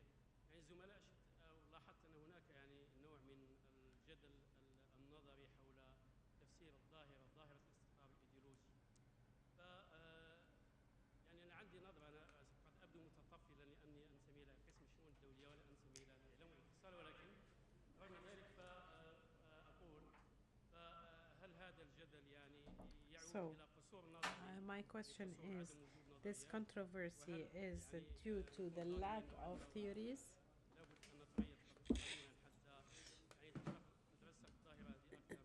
And should we wait until this phenomenon is more thoroughly studied? لم أحضر كثيرا، بس يعني ممكن اليوم نشوف يعني حديث حول الاستقطاب وحول الكراهية. Today there was talk about polarization, hate speech, populism. كلمة حول الذباب الإلكتروني والدور في هذا، الخوارزميات، يعني الأمور التقنية هذه، ما هو دورها في هذا الشيء؟ شكرا جزيلا دكتور.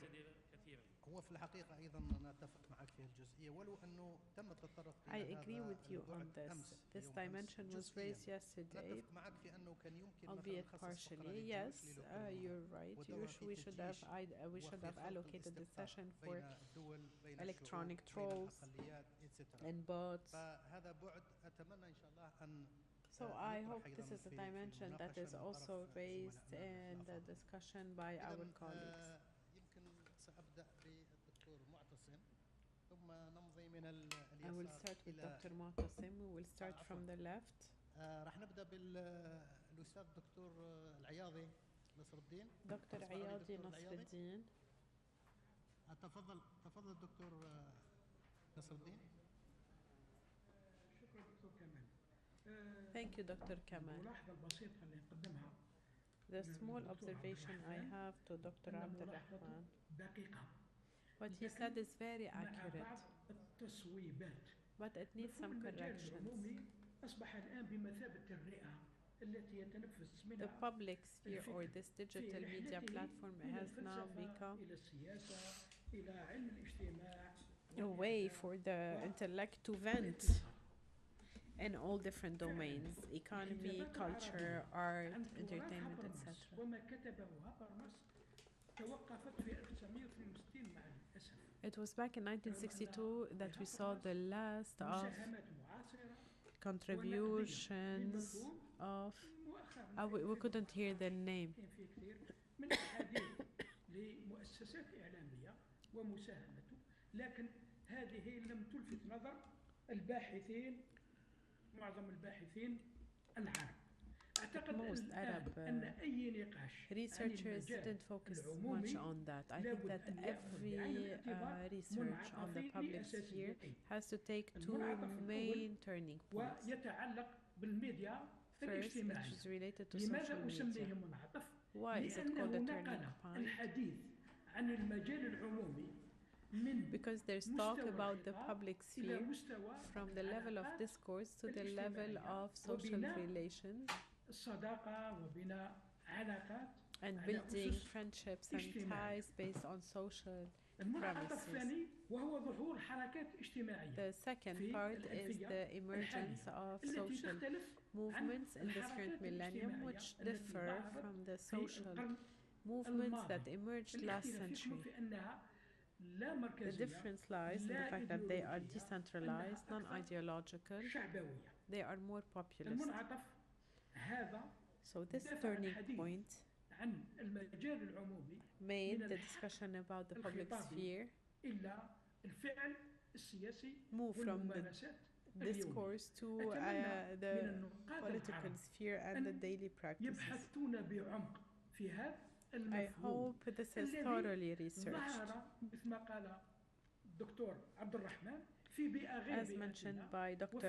Abdurrahman, عن ممارستنا وعن واقعنا السياسي والإعلامي. لو سمحتوا لي فقط نوع من التطفل على مسألة الأخبار الكاذبة أو الملفقة أو الفيك نيوز. يبدو لي بأن هناك نوع من التهويل للأخبار وربطها بمواقع التواصل الاجتماعي. Regarding fake news and how fake news are linked to the social media platforms. Why does this happen? We've noticed during half a century that one source is relied upon usually for news, which are official sources. Now there is a work for a variety of sources. So we have given the citizen the ability to believe everything they see on social media platforms because they were accustomed to credibility from the official media institutions. And until now, those official media institutions are still very few. And they haven't worked on establishing mechanisms other than broadcasting the news, not to verify the news. So we see that the media culture of Arab citizens is flawed. Why? Because they deal with social media platforms as media institutions and they believe whatever is said there. Thank you so much, Dr. Nasruddin Al-Ayadi, for this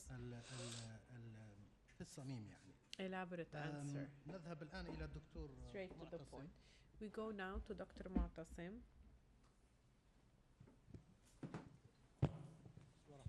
أنا حامر على كل التساؤلات.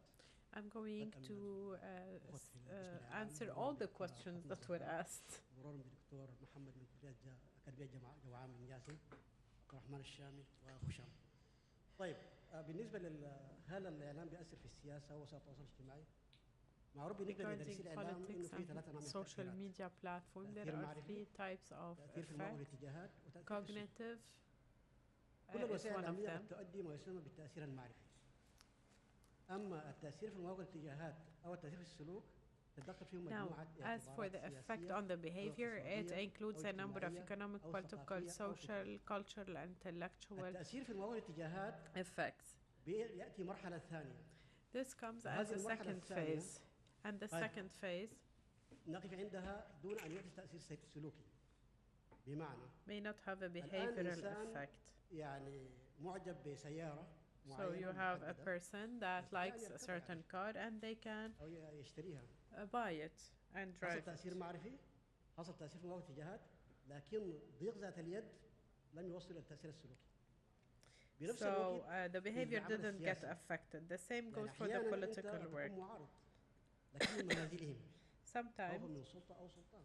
you are an opposition member. حصل لك التأثير في المواقع الاتجاهات، لكن خوفا من السلطة والسلطان توقف عندك التأثير السلوكي. داير أقول إنه And your behavior is affected. بعمومياتها سواء كان تقليدية أو قديمة عندها تأثير. Media institutions have a political effect, but is it cognitive or in different directions or behavioral? This requires a long elaboration and more thorough analysis. بالنسبة للدكتورة فاطمة الزهراء، For Dr. محمد زهراء, ما أمامه من الباحثين المتميزين وفي نفس الوقت عندها كتابات جيدة وأبحاث جيدة. أقول إنه الجانب القيمي والأخلاقي في أي عمل إعلامي مطلوب. The ethical and value table in مهم any جدا إنه هذا الجانب القيمي is necessary. والأخلاقي مع أهل الإعلام ومع ما يقدم في الإعلام أن يواجهوا جانب تربوي قيمي But it has أخلاقي to be داخل accompanied by حتى pedagogical approach. لمخالفات الإعلام للقيم والأخلاقيات. لأنه أحيانا قد الإعلام قد يأتي بمعلومة وقد يأتي بجانب قيمي may bring in information and values, but they may not be in line with the values of the community. مرورا بالمجتمع، مرورا بالتربية الإعلامية، يمكن أن يتصدى إلى تجاوزات الإعلام في الجانب القيمي والأخلاقي. So this would help regulate the work of social media and media in general. الآن في المواطن هو أصبح إعلامي وأصبح Today citizens are journalists, are media people. They broadcast news. والأخلاقي في التربية والسلوك من الأسرة وإلى وكالات التنشئة الاجتماعية وما إلى ذلك. دي كلها موجودة. بالنسبة للدكتور محمد To answer Dr. من أكاديمية Muhammad جوعان بن جاسم from Boudhane bin Jassim Defense يعني هي القضية بتاعت Academy. إنه يكون عندنا نخبة سياسية. المهم يكون عندنا مشروع وطني What's متكامل important متفق is عليه. to have a كل الديمقراطيات comprehensive الآن national بتحكم عن طريق مؤسسات program or project. حكومات. يعني Today مثلا we see that ليس بالضرورة institutions أن are working and not يأتي رئيس governments. أو يفوت رئيس. في No مسلمات matter who the لسياسة president خارجية، is, لسياسة there داخلية، should be لسياسة an اقتصادية. agreed upon economic, internal, external, or foreign policy, regardless of who the president is. ما قضية نخب The main problem with Sudan يعني سياسية مثقفة ومفكر لا. is not an issue with the lack of an educated elite. It's the lack of agreement over one political project. متفق عليه متى ما كان في دولة مؤسسات كل ما كان ذلك مدعاة لأنه الأمر يمشي لأمام وفي نفس الوقت بنواجه الخطاب الشعبوي. وأنا ذكرت That's our way of dealing or standing up to the populist discourse. The more anchored the democracy is, the populist discourse is much more constrained and limited. طيب الدكتور عبد الرحمن الشامي طلب إنه يكون في تعريف. Dr. Shami talks about the need for a definition for the populist discourse. Populism has 6 or لكن 7 أهم types, حاجة في الشعبوية even more. في الخطاب الشعبوي But اللي what هو الخصائص بتاعه. most importantly أنا is كثير its أطلق على إنه characteristics. الخطاب الشعبي ده خطاب أول حاجة تقسيم المجتمع إلى هم ونحن. يعني متى ما أنت First, it وجدت في divides خطاب الشعب the community. في وسائل التواصل الاجتماعي تقسيم للمجتمع، في ناس بيفتكروا إنه هم عندهم الأحقية وعندهم الصلاحية. There are people who think that they have the right to talk about the nation, the society. الحاجة الثانية تمجيد الشعب، يعني الخطاب الشعبي دائما بيمجد الشعب، لكن لاحظ لما يكون الخطاب تضليلي. But whenever we have a simplistic discourse that foments hate, تصل إلى ما يسمى بإن في وجود لخطاب شعبوي. then you can talk about populism. طالما أساسا هي الشعبوية كحالة من الدراسات الإنسانية والمصطلحات الإنسانية على مفترق طرق، وصعب جدا تجد تعريف متكامل ومتوازن يتفق عليه الجميع. نفس الشيء موجود في الشعبوية، لكن ده لا يعني إنه كل ما يبث وينشر في وسائل التواصل الاجتماعي وشبكات التواصل هو شعبوي، لا. It's not true that everything that is posted on social media and digital media platforms is populist. No. Populism exists even in conventional media. But when I look at the changes and the characteristics of the populist discourse, and I present that in the analysis, then I can say if it's populist or not. ومن خلال تحليل ومن خلال متابعة وملاحظة ومقابلة هي وجود لخطاب شعبوي على الأقل في الحالة السودانية. قد يكون في مجتمعات ثانية ما أقدر أحكم عليها، لكن السودان من 2019 وحتى هذه اللحظة في خطاب واستقطاب شعبي واحد. وللأسف الشديد So until now in Sudan there is a strong populist discourse. لجمهور داخلي، وإنما حتى صراع المصالح. And it is not only for an internal public or audience or consumers. It also sees the participation of neighboring countries, European countries and others. So that's in brief to tell you that there is a populist discourse and it has specific characteristics to be defined as such. But we have to indicate that not everything published on social media is populist. الدكتور هشام مكي صديق يعني اقدر اقول انه يعني انا ما كتبت مش كده. طيب بالنسبه للدكتور هشام المكي يعني for Dr. هشام مكي الرحمن الشامي انه في الشعبويه هي لو اطلعنا عليها يعني زي ما تقول كده يعني متعدده. Populism is multifaceted. We're just looking at the political dimension of it. But if we look at the different types of it, each type has its own pillars and elements.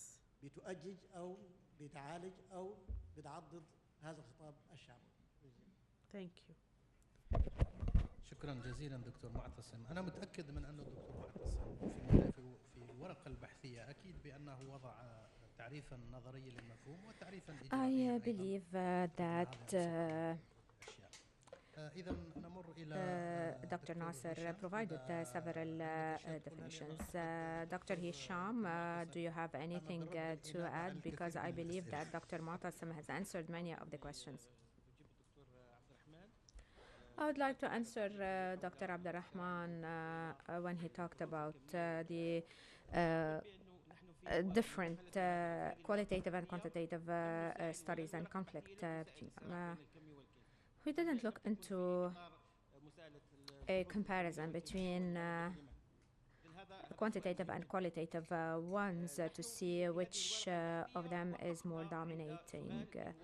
However, we looked into the different methodological aspects undertaken by these studies, and we noticed that they are mostly quantitative. We did not say that we were favoring one type over the other. However, in our study, we can considered that when it comes to polarization, we know that there are studies that look carefully into the different aspects, look into the values brought by the different papers and so forth, and these studies could look into social media and the relationship to with the the relationship to idealization or polarization, excuse me. We have a number of studies that try to become more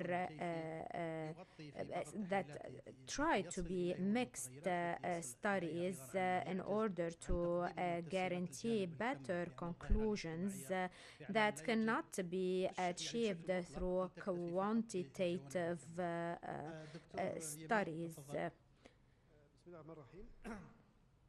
في اعتقادي أنه يجب الآن التفكير في We can think now of new mechanisms that would also take into consideration individual attempts or initiatives to combat fake news. In the case of Algeria and in relation to the control of digital press,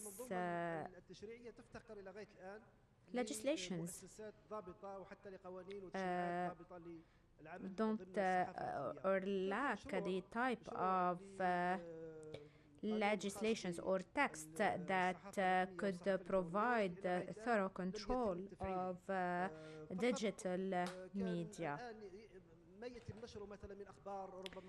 The news that could lead to hate speech and that is found on social media, they are and whenever there are violations here they are or the penal code is applied, we don't have a law that is dedicated to digital media or digital realm. A well-known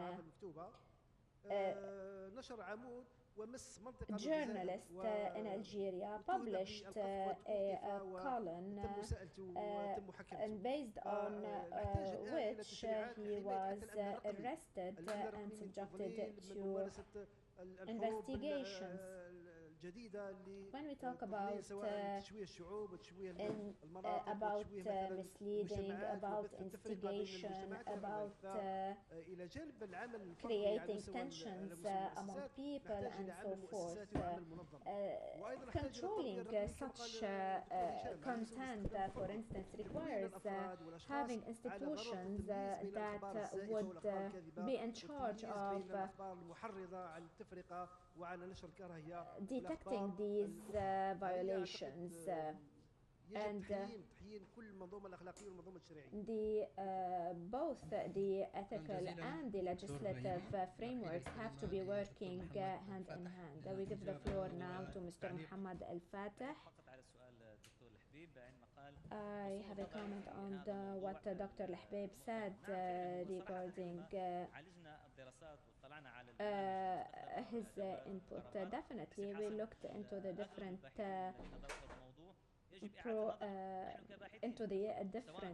approaches.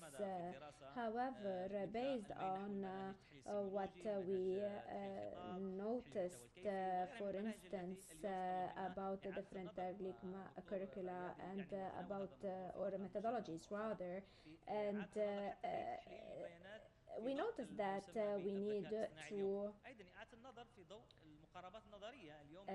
analyze these